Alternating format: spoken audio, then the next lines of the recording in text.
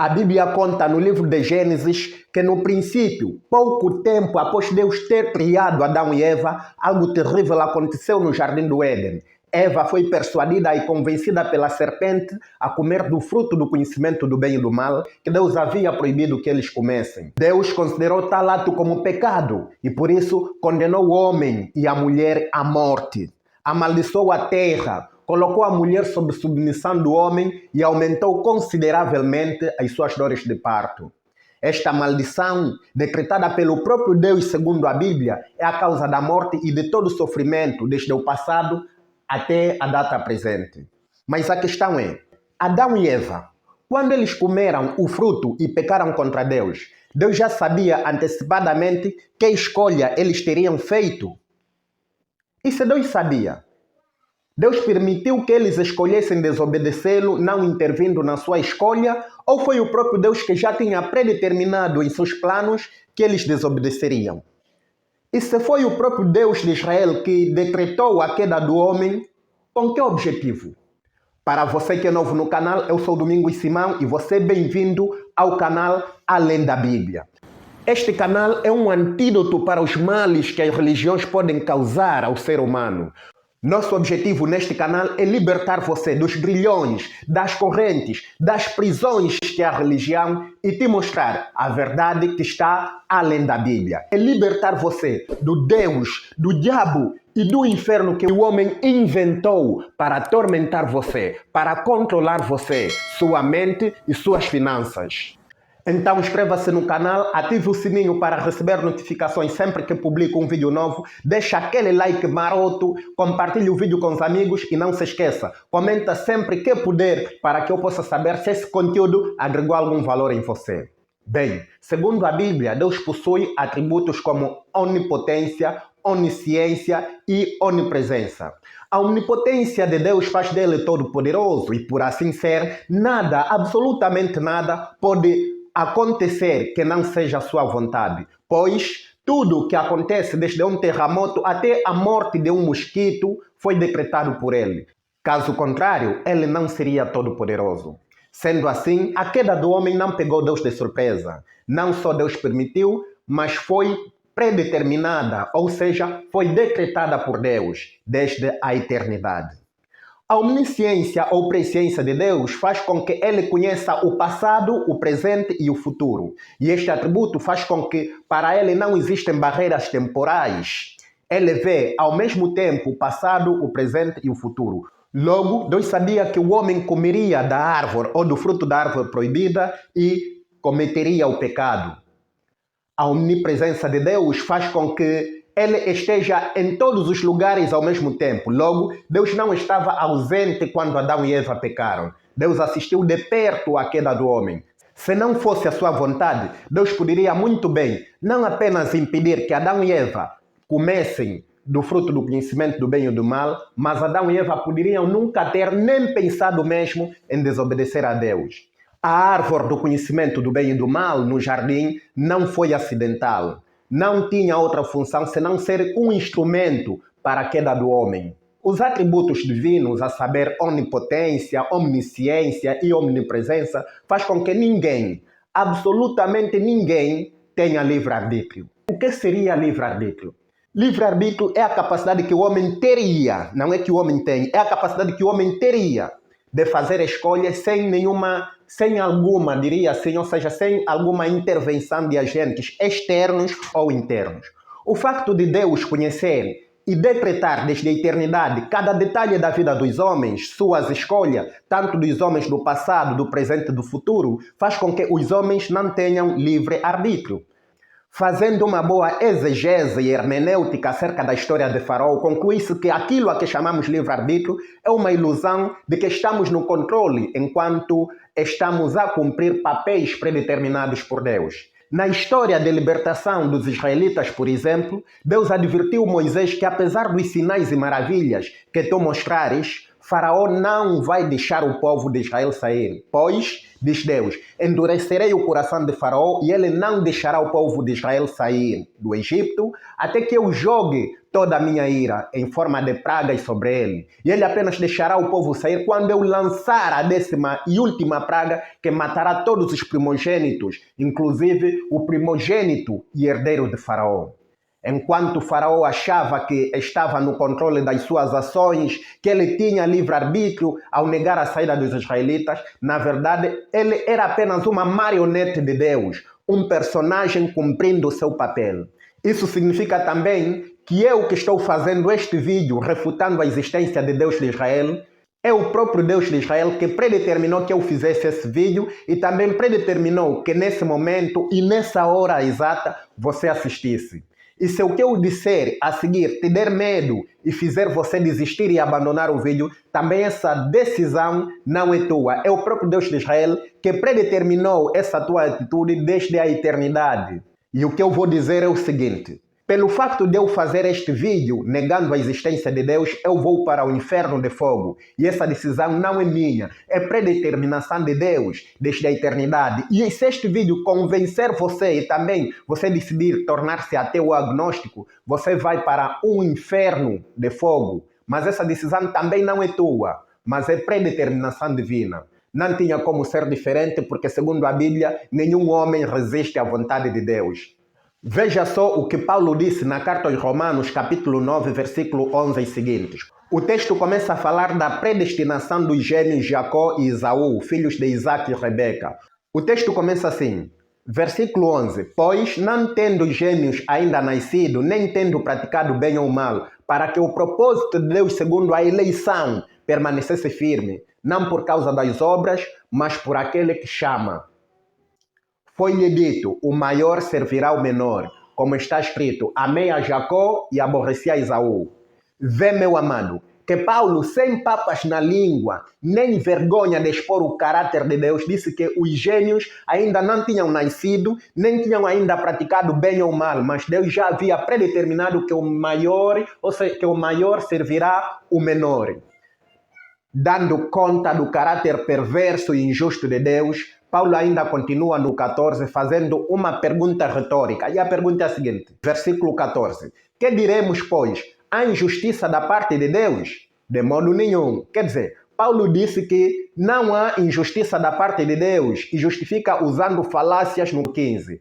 Paulo diz que não, isso não é injusto e justifica da seguinte forma. Porque diz a Moisés, terei misericórdia de quem me aprouver ter misericórdia e terei compaixão de quem me aprouver ter compaixão. Quer dizer, Deus disse a Moisés que ele é livre e tem misericórdia de quem ele quiser ter misericórdia e terá compaixão de quem ele quiser ter compaixão. E Paulo ainda continua, 16. Assim, pois, isto não depende do que quer nem do que corre, mas de Deus que usa de sua misericórdia. Pois, diz a Escritura a Faraó, para isto mesmo te levantei, para em ti mostrar o meu poder e para que seja anunciado o meu nome em toda a terra. Portanto, terei misericórdia de quem eu quiser e endurecerei quem eu quiser. Quer dizer, o próprio Deus a endureceu o coração. O próprio Deus a dizer que ele mesmo é que levantou o Faraó apenas para gabar-se, para mostrar o seu poder e para que o nome dele fosse anunciado em toda a terra. Que megalomania, hein?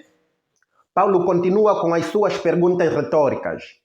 Dir-me-ás então, por que ele se queixa ainda, pois quem resiste à sua vontade? Esta é uma pergunta muito lógica, quer dizer, Paulo diz, por que Deus ainda se queixa do comportamento dos homens, se ele é que decreta, se eu não tenho livre-arbítrio e é Deus que determina tudo o que eu faço?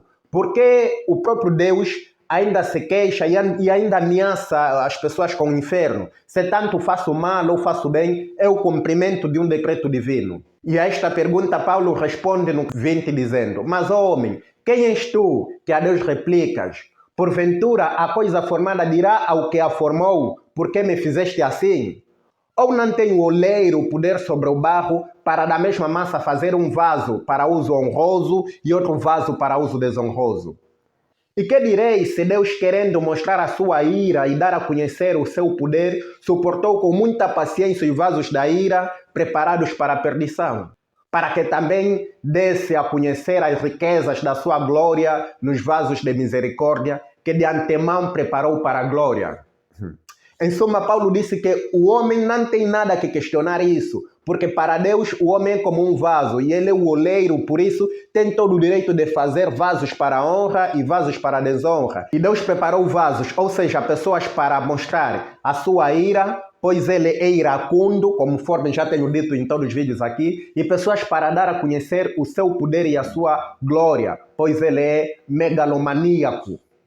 E tanto os vasos para a glória, assim como os vasos para a perdição, preparou de antemão. Ou seja, Deus já decretou antes mesmo que essas pessoas tivessem sequer nascido. Já decretou que esta pessoa seria um vaso para a honra ou um vaso para a desonra, desde o princípio, desde a eternidade. Para Deus ser Deus, é necessário que o homem não tenha livre-arbítrio, pois é Deus quem escreve a história, e não a história fora de Deus. Caso contrário, Deus seria apenas um telespectador. Deus, ele é um dramaturgo, assim como os dramaturgos nas suas histórias criam um protagonista ou herói, um antagonista ou vilão, personagens principais, personagens secundários, personagens figurantes, e atribuem aos personagens papéis que devem cumprir em detalhes. Por exemplo, antes do famoso filme Titanic ser gravado, aliás, antes mesmo de contratarem os atores, James Cameron, que escreveu Titanic, já conhecia os perfis e os papéis de todos os personagens. Já tinha decidido quem seria rico, quem seria pobre, quem morreria, bem como todas as falas e personalidades ou caráter dos personagens. No filme Titanic, Jack e Rose não tinham como não se apaixonar. Rose não tinha como não trair o seu marido para se apaixonar com Jack. E Jack não tinha como não morrer afogado na água gelada. Sabe por quê? Porque antes mesmo de James Cameron selecionar Leonardo DiCaprio e Kate Winslet para interpretar os papéis de Jack e Rose, James Cameron já havia escrevido cada detalhe da história. Assim é Deus, esse Deus da Bíblia. Deus, esse Deus da Bíblia, ele não é menos do que isso. Ele é o escritor e diretor do drama que é o mundo. Desde a queda do homem no Jardim do Éden, as cruzadas, as guerras mundiais, o holocausto dos judeus, estava tudo no roteiro de Deus para a história do mundo, e até o fim do mundo supostamente já está tudo escrito com detalhes, muitos deles encontrados no livro de Apocalipse. Se analisarmos bem, Adão e Eva não desobedeceram a Deus, pois não é possível desobedecer a um Deus omnipotente, ou seja, todo-poderoso. Aliás, como Paulo mesmo disse, quem resiste à vontade de Deus? Logo, se a vontade de Deus não fosse que Adão e Eva comessem do fruto, não teriam comido. Adão e Eva comeram do fruto porque esta era a vontade de Deus. Adão e Eva não desobedeceram. Presta atenção à lógica simples, uma lógica simples. Como vimos, Deus já predestinou tudo, inclusive que Adão e Eva desobedeceriam antes mesmo dele ter criado o mundo. Então, ao desobedecerem, Adão e Eva estavam, na verdade, obedecendo a Deus, mesmo sem eles saberem que estavam obedecendo a Deus. Isso é lógica simples. Adão e Eva teriam desobedecido a Deus se eles obedecessem, ou seja, se eles não comessem do fruto, aí sim teriam desobedecido a Deus, porque ninguém resiste à vontade de Deus.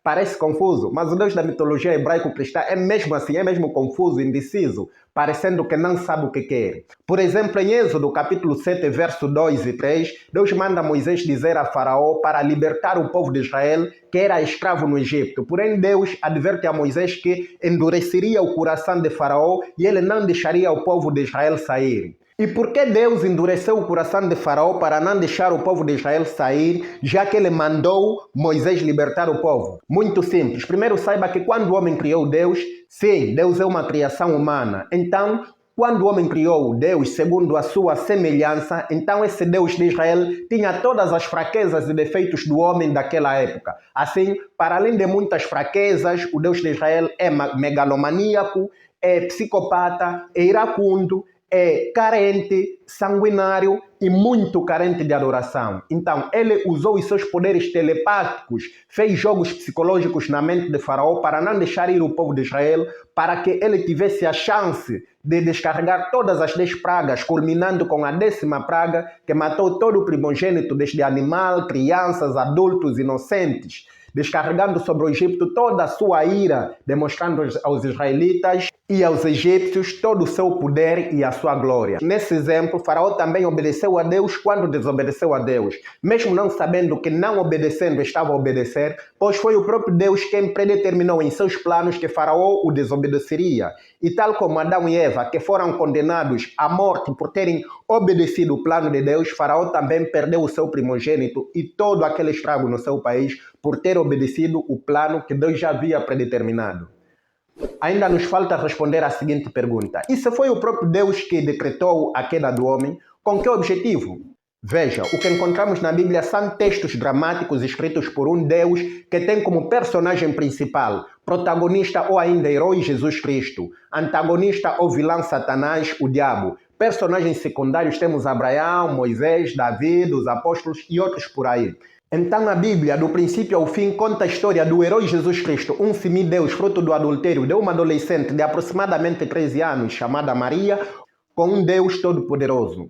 Para que este herói fosse glorificado e entronizado como rei do reino dos céus, tendo poder na terra e nos céus, teria de salvar a humanidade caída de seus pecados através do sacrifício de sua morte e ressurreição.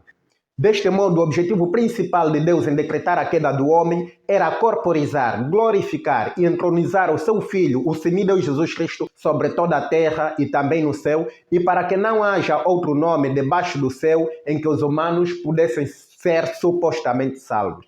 Deus tinha um plano e o plano era: vou condenar o homem, isto é, Adão e Eva e seus descendentes à morte e ao pecado. Aí todos eles vão no inferno de fogo, onde vão queimar eternamente, exceto alguns poucos escolhidos, sem que tivessem nenhum mérito, sem que tivessem feito alguma coisa de boa ou de má, né? Escolhidos assim ao acaso, escolhidos aleatoriamente, escolhidos arbitrariamente. Vê que esses mesmos escolhidos supostamente viverão lá no céu como escravos e o seu trabalho vai ser adorar dia e noite ao Deus Filho pelo suposto mérito de ter se sacrificado para salvar os escolhidos. Sinceramente, eu já estudei a mitologia de vários povos e seus deuses, desde os deuses da Mesopotâmia, deuses da antiga Suméria, deuses da Cádia, os deuses da Babilônia, os deuses da Síria, os deuses do antigo Egito, os deuses da Fenícia, temos ainda os deuses cananeus, os deuses da antiga Grécia, os deuses da Roma e ainda outros deuses, mas nunca vi um Deus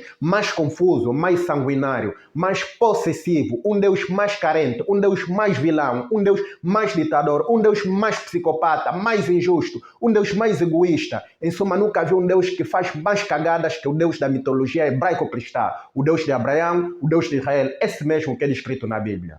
Amado, seja racional. A Bíblia é uma literatura mitológica. O homem criou Deus e não o contrário. Não o contrário. Espero que esta reflexão te liberte do sistema religioso e dos medos do Deus, do diabo e do inferno que o próprio homem criou para controlar você. Um dia eu assisti também um vídeo semelhante a este e libertou-me da prisão, dos grilhões que é a religião. Se este vídeo também foi libertador para si ou até mesmo inspirador para si, dá um like maroto aí para nós. Inscreva-se, compartilhe, ative o sininho para que receba mais vídeos iguais a este. E eu fui.